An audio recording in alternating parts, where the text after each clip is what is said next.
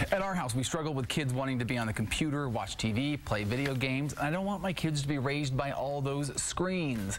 Nicole Carpenter is the founder of MOMentity.com. It's an online community for moms, and she recently released a kids and technology toolkit aimed at helping parents set healthy technology guidelines for their kids. Is technology the enemy here? Absolutely not. There are so many wonderful benefits to technology. Educational apps, great educational programs on television. So really, families should embrace the technology and find a positive way to bring it into their home. Okay, you have some tips for helping parents set some guidelines there. First of all, is it okay to incentivize? I believe yes, absolutely. Why not take things that our children do that are positive and reward them with what they love? Playing their favorite game, watching their favorite show, getting on mom's phone or dad's tablet. And I actually have tech tickets or screen time punch passes available in the toolkit.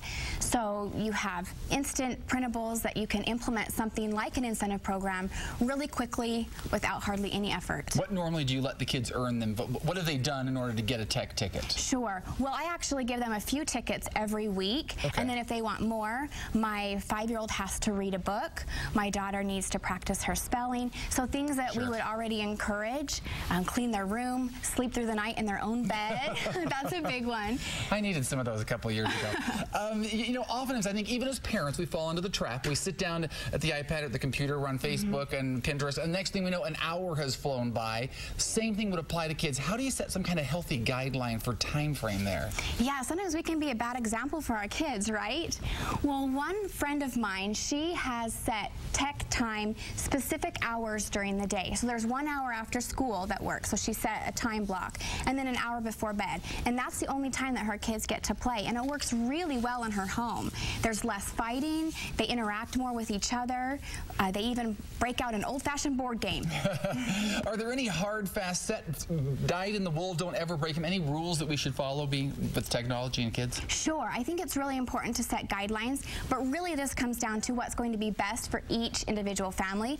Although I would recommend keeping devices and televisions out of bedrooms, and mom or dad, we're the boss. So if there's fighting or something like that, we can take those devices away. You recently, in line with all of this, recently released a technology toolkit. Tell us a little bit about this.